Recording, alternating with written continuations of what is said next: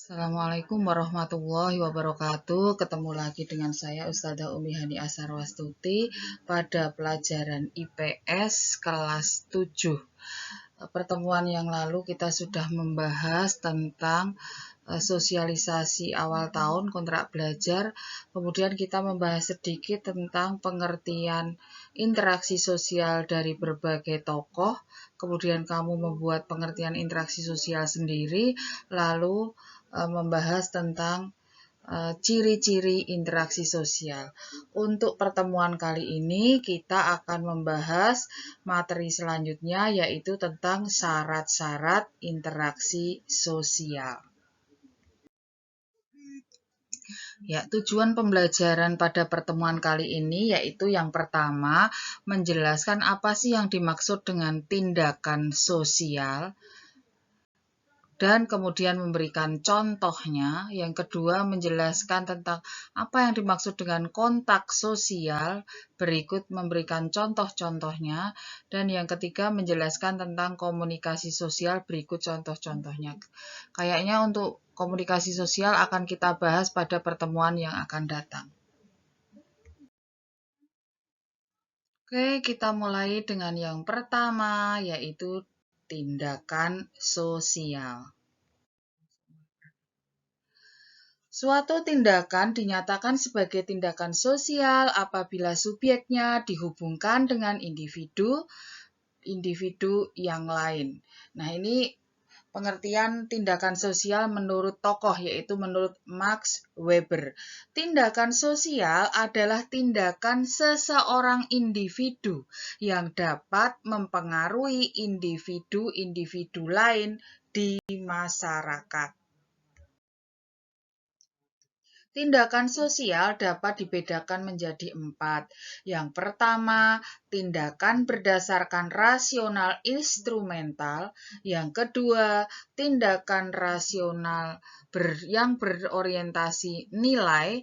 Yang ketiga, tindakan tradisional. Yang keempat, tindakan afektif. Kita mulai yang pertama, yaitu tindakan berdasarkan rasional instrumental. Apa sih yang dimaksud dengan tindakan berdasarkan rasional instrumental?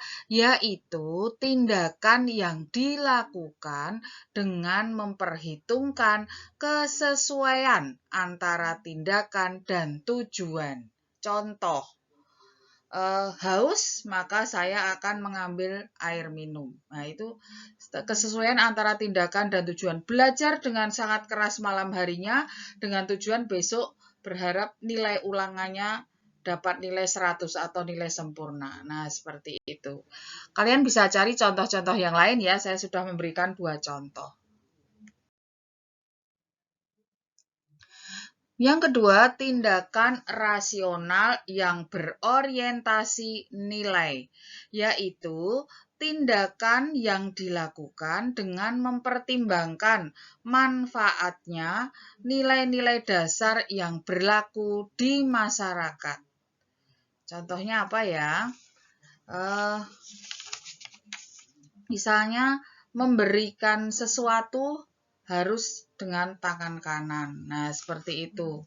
Kemudian ketemu dengan orang yang lebih tua atau guru atau orang tua, menyapa dengan hormat. Nah, itu adalah tindakan rasional yang berorientasi nilai. Kamu bisa mencari contoh yang lain.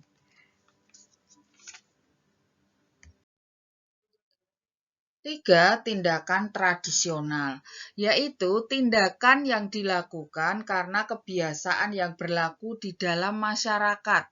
Ya, kita tidak enak kalau tidak melakukan. Misalnya, kalau di Yogyakarta, saya bisa mencontohkannya di Yogyakarta. Kalian bisa mencari di daerah masing-masing ya, kegiatan yang bersifat tindakan yang bersifat tradisional ini. Contohnya, kalau malam satu suro di Jogja, kalau tidak ada pandemi, itu ada acara tradisional mubeng beteng. Jadi topo bisu, jadi berjalan tanpa bersuara mengitari beteng di keraton sana ya.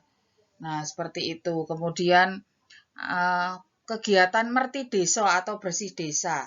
Ini juga banyak dilakukan di daerah Yogyakarta. Kemudian kalau mau membangun rumah ada selamatan membangun rumah. Selesai rumah juga ada selamatan penyelesaian rumah dan lain-lain. Nah, kalau misalnya contoh lagi, kalau melahirkan itu ada 7 bulanan, ada selapanan, ada brokoan. Nah, itu yang di Jogja ya. Nah, silakan coba cari di daerah kalian masing-masing apa sih contoh tindakan tradisional, yaitu tindakan karena kebiasaan yang berlaku di masyarakat. Ya, yang keempat, tindakan afektif, yaitu tindakan yang dilakukan hanya berdasarkan perasaan atau afeksi atau emosi tanpa perhitungan yang matang. Contohnya misalnya kita ketakutan karena sesuatu maka tanpa sadar kita akan menangis. Kemudian misalnya kita jalan di malam yang gelap, kemudian tahu-tahu ada cahaya dari belakang, kita ketakutan, kita menjerit sambil berlari. Nah, contohnya seperti itu. Contoh lagi, seorang ibu akan secara refleks memeluk anaknya yang menangis atau menggendong anaknya yang menangis. Ya, lanjut dengan yang kedua yaitu kontak sosial. Pengertian kontak sosial adalah hubungan antara satu orang atau lebih dengan orang lain melalui komunikasi tentang maksud dan tujuan masing-masing dalam kehidupan masyarakat. Kontak sosial dapat bersifat positif dan dapat bersifat negatif. Yang bersifat positif akan mengarah kepada kerjasama. Yang kontak sosial yang negatif akan mengarah kepada konflik. Bahkan bisa terjadi pemutusan interaksi sosial. Kalau di Jogja itu namanya jotaan. Nah, kalau di daerahmu apa ya? Saya nggak tahu bahasanya. Kontak sosial ini dapat dibedakan menjadi 4. Yang pertama, menurut cara pihak yang berkomunikasi. Yang kedua, menurut terjadinya proses kontak sosial ini menurut Karl Marheim. Yang ketiga, menurut orang yang berkomunikasi. Yang keempat, menurut sifatnya. Nah, kita mulai nanti dari yang pertama berikut contohnya. Oke, menurut cara pihak yang berkomunikasi terbagi menjadi kontak langsung dan kontak tidak langsung. Kita mulai dengan yang pertama yaitu kontak langsung. Apa yang dimaksud dengan kontak langsung? Yaitu pihak komunikator atau yang berbicara menyampaikan pesannya langsung kepada pihak komunikan atau orang yang diajak bicara. Nah, kontak langsung ini terbagi menjadi 2. Yang pertama, kontak verbal atau gestural. Artinya, kontak ini dengan menggunakan kata-kata atau verbal. Contohnya apa? Kita menyapa teman kita yang sedang lewat, "Hai." Terus kemudian temanmu akan menengok dan tersenyum atau bilang juga "hai". Nah, itu namanya kontak verbal atau gestural. Yang kedua, kontak nonverbal atau non-gestural. Berarti kontak tersebut tidak menggunakan kata-kata, hanya menggunakan gerakan atau simbol. Contohnya apa? Ya, misalnya kamu bertepuk tangan karena memanggil temanmu yang jauh, kemudian temanmu menengok. Nah, itu artinya terjadi kontak sosial. Misalnya yang satu melirik, yang satunya ketawa. Nah, itu juga terjadi kontak sosial non-verbal. Maaf, kontak langsung non-verbal.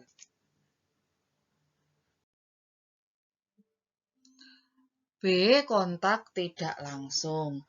Apa yang dimaksud dengan kontak tidak langsung? Yaitu pihak komunikator dalam menyampaikan pesannya tidak secara langsung kepada pihak komunikan atau orang yang diajak bicara, tetapi lewat media atau menggunakan media. Contohnya adalah menelpon, kemudian SMS, nah, kemudian pakai surat. Nah, seperti itu.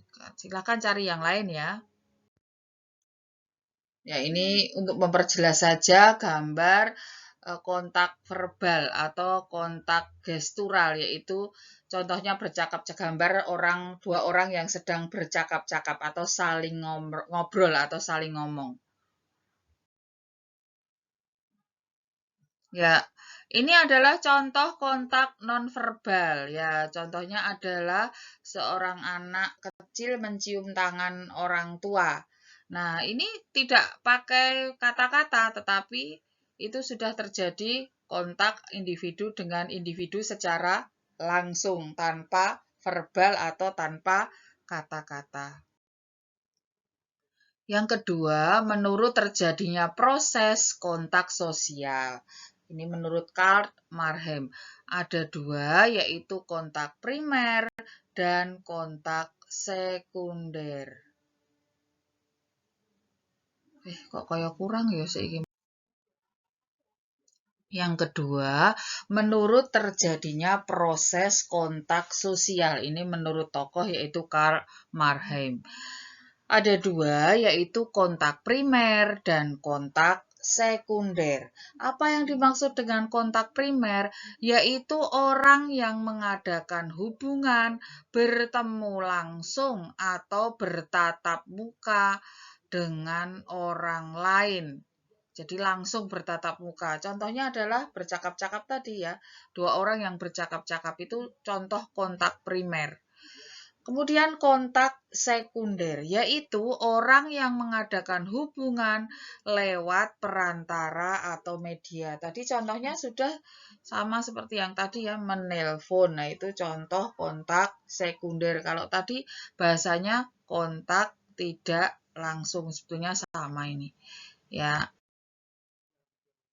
nah, menurut Karl Marham, kontak sekunder ini masih terbagi lagi menjadi dua, yaitu kontak sekunder langsung, yaitu kontak yang terjadi antara masing-masing pihak melalui alat tertentu. Contohnya adalah saling menelpon, ya, kemudian saling WhatsAppan. Nah, seperti itu. Yang kedua atau B yaitu kontak sekunder tidak langsung, yaitu kontak yang memerlukan pihak ketiga. Contohnya adalah terjadinya jual beli tanah lewat perantara.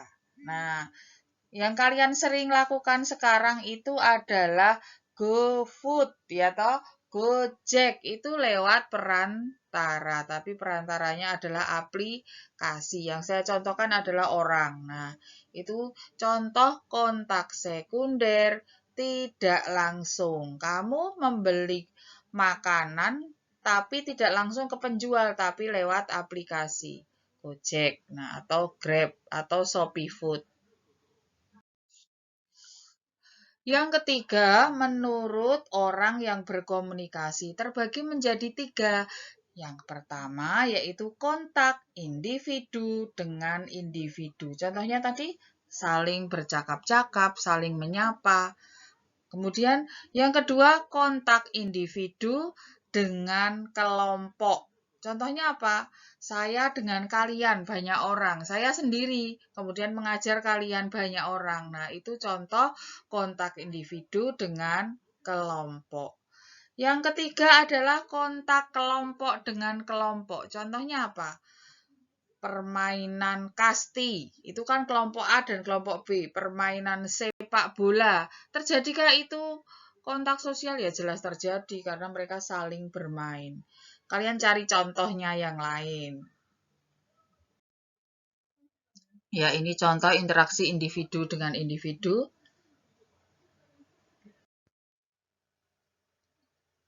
Ya, ini adalah contoh interaksi individu dengan kelompok. Contohnya adalah seorang guru mengajar di depan kelas.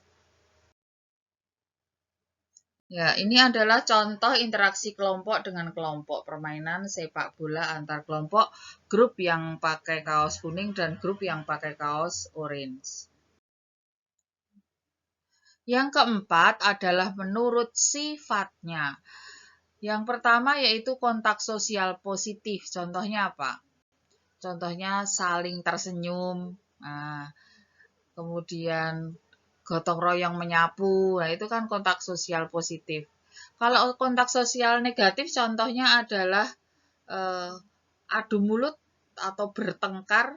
Nah, itu sudah contoh kontak sosial negatif. Silakan cari contoh yang lain.